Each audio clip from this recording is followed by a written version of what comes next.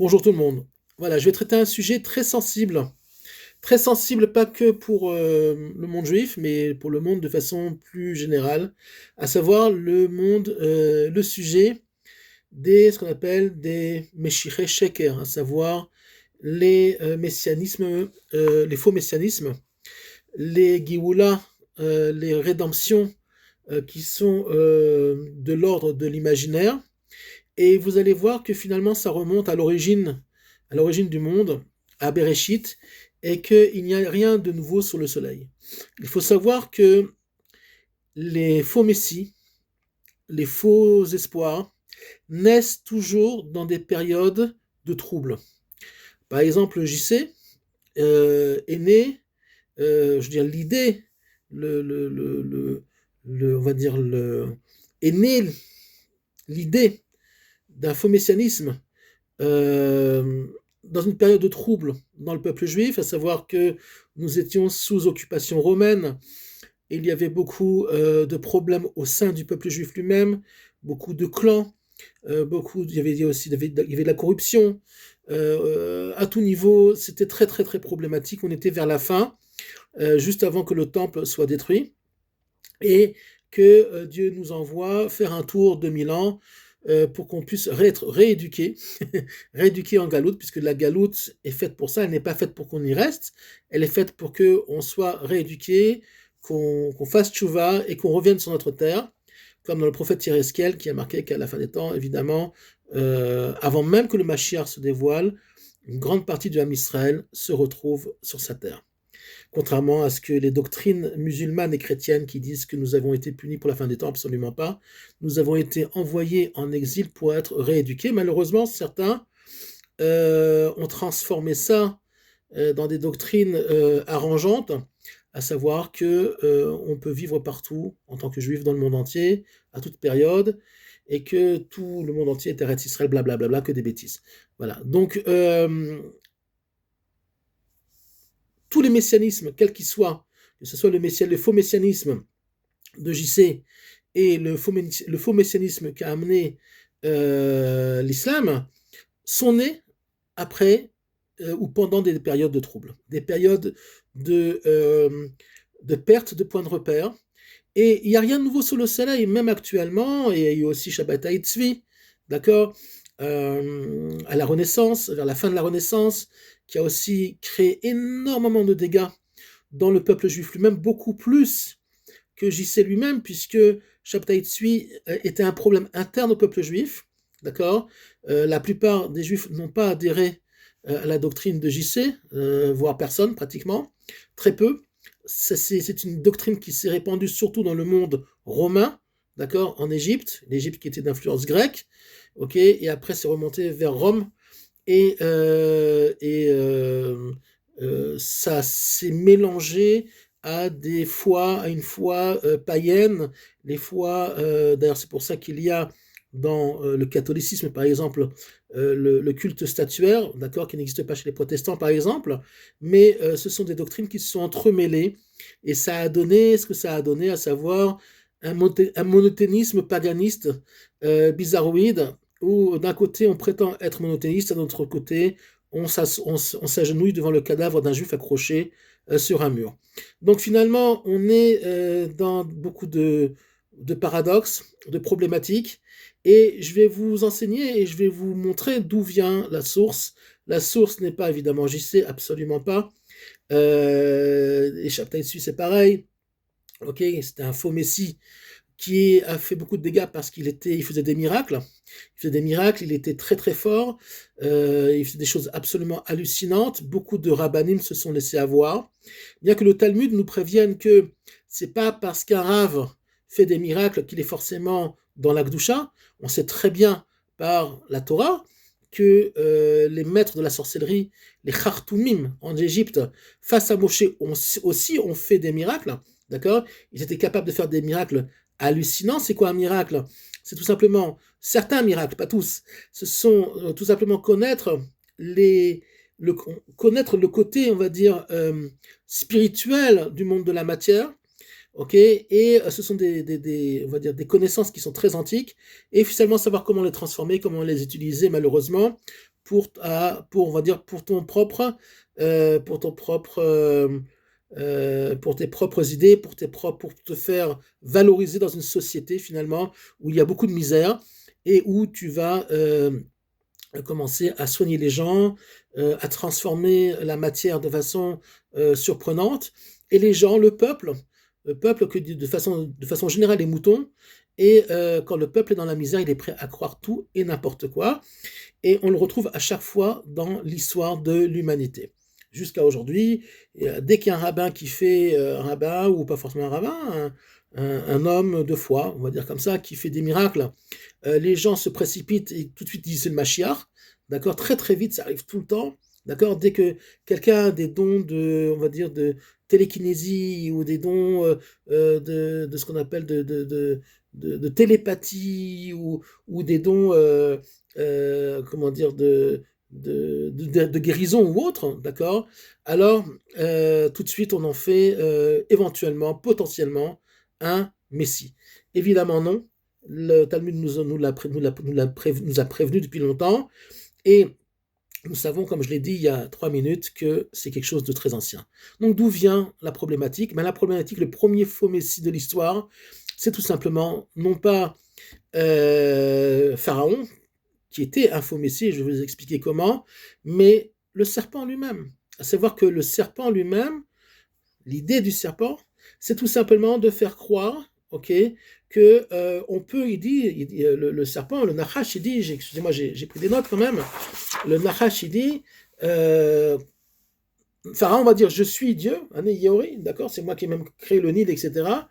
Mais le serpent, il va dire à Adam Vechava, Vehaïtem ke Elohim, à savoir que si vous mangez de l'arbre de la connaissance, encore faut-il comprendre ce que ça veut dire, c'était pas un arbre, euh, vous allez devenir comme des dieux, à savoir vous allez avoir la connaissance du bien et du mal, et plus que ça.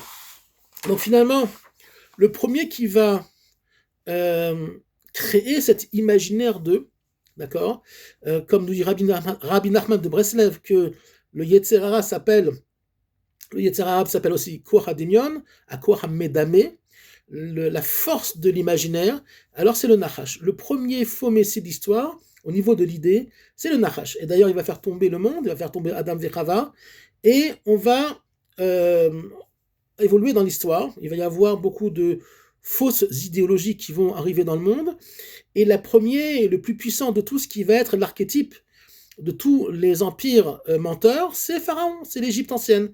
Que dit Pharaon au peuple juif? Il leur dit, mais pourquoi vous voulez partir? Je vous donne la sécurité nationale, j'ai une très grande armée. Je vous donne la sécurité de la nourriture. Je suis le Nil. Okay, j'ai la main mise sur la nature du monde. À savoir il faut savoir que l'Égypte était une terre extrêmement prolifique, extrêmement, même s'il y a eu des périodes aussi, il y a eu des périodes à l'époque de Yosef de famine, mais de façon générale, l'Égypte est une terre assez riche grâce au Nil. Non pas qu'il pleuve là-bas, mais l'irrigation permettait d'avoir justement des récoltes toute l'année. Donc il leur dit, je vous donne la sécurité de l'emploi, la sécurité... Ah oui, d'accord, vous êtes mes esclaves, mais on peut s'arranger, on va faire un esclavage plus light, mais vous restez sur main... on va dire, vous restez dans mes mains, vous ne sortez pas d'Égypte. Et je vous donne la sécurité nationale et une sécurité spirituelle. Regardez, je suis Dieu, d'accord? Donc d'ailleurs, il faut savoir une chose, et là les complotistes actuels se trompent, ils montrent, on voit parfois des images comme quoi beaucoup de symboles juifs sont dans les cercles Illuminati. Bien, évidemment, puisque la Klippa, les forces du mal, on dit Yodnkim, la Klippa Yoneket Miakdusha, à savoir que la Klippa, les forces du mal, têtent des forces de la sainteté. C'est pour ça qu'on va retrouver beaucoup de symbolisme juif, les triangles, de la Magen David, et les deux triangles.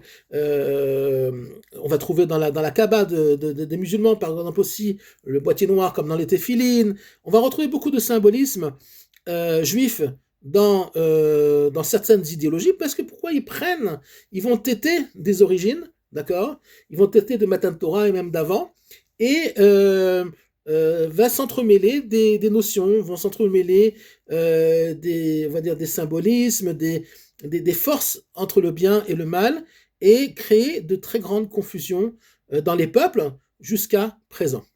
D'ailleurs, on voit que le christianisme et l'islam sont nés justement après la destruction du temple, ils se sont dit, et je l'ai expliqué il y a 2-3 cours, que si le peuple hébreu finalement n'a pas réussi à remplir son rôle, alors c'est à nous de le remplir, à savoir le monde de Esav et le monde d'Ishmaël. Et on voit très bien que finalement le monde d'Esav, le monde chrétien n'a rien amené, d'accord. Il a été complètement déresponsabilisé en disant, Jésus a dit, moi je prends tout sur moi, donc tu déresponsabilises l'homme, d'accord.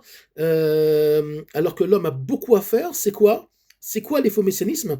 C'est trouver finalement des voies plus rapides, des shalom arshav, des mashiach trop vite, alors que le tikkun n'est pas encore fait, d'accord. Dès qu'on veut faire des raccourcis spirituels, alors on tombe dans un faux messianisme dans le sens au niveau de l'idée. Alors c'est pour ça que malheureusement, il y a des gens qui me contactent à chaque fois et j'essaie de leur expliquer, c'est pas évident, qu'il y a beaucoup de gens qui disent oui, j'ai quelqu'un de malade, j'ai un fils malade, j'ai une fille qui va pas bien, j'ai machin truc. Tu connais pas un rave qui peut lire dans les âmes? Et alors s'il lit dans les âmes, ça va changer quoi? Ça va changer quoi? Le tikkun est au niveau de la personne. D'accord. Le tikkun est au niveau de l'individu. Alors, le rave, si c'est un vrai rave, il va voir la personne, effectivement, il va lui dire, OK, faut que tu répares ça et ça. Mais le rave lui-même, d'accord, ne peut pas prendre le chemin à votre place. Je l'ai expliqué 100 fois. D'accord. Le rave peut vous montrer la voie, vous suivre dans la voie que vous devez emprunter, mais le tikkun, c'est à vous de le faire. La réparation, c'est à vous de le faire.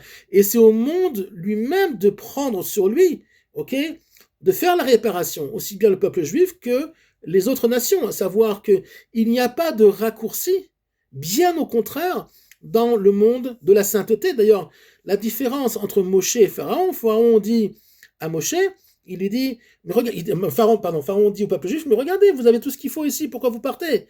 Et je vous promets ci, je vous promets ça, il fait plein de promesses, d'accord? Qu'est-ce qu'il dit Moshe en contrepartie? Moi, je vous promets rien du tout.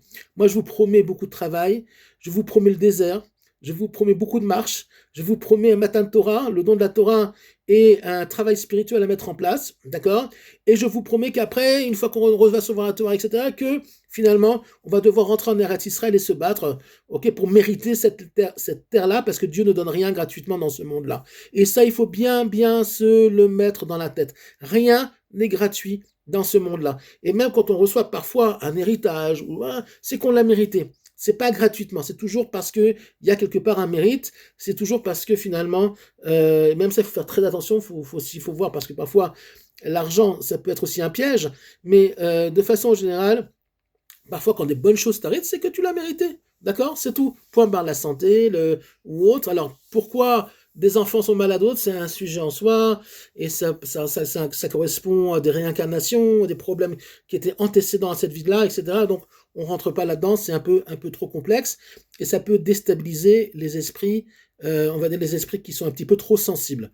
Donc finalement, on revoit à chaque fois que ce qui existe dans l'Akdoucha, ce qui existe dans la sainteté, existe aussi de l'autre côté. Par exemple, si vous regardez Pharaon, il avait les téphilines de la tête et la téphilines du bras, puisqu'il avait le serpent, il avait son casque, cette espèce de couronne avec le serpent qui ressortait, et il avait autour du bras les téphilines avec le serpent. Le serpent il avait un bracelet qui s'enroulait autour du bras comme un serpent, et évidemment, la tête, au lieu d'avoir la tête des téphilines du bras, il avait une tête de serpent. Donc au lieu d'avoir le nom de Dieu, il avait le serpent qu'il portait sur lui-même.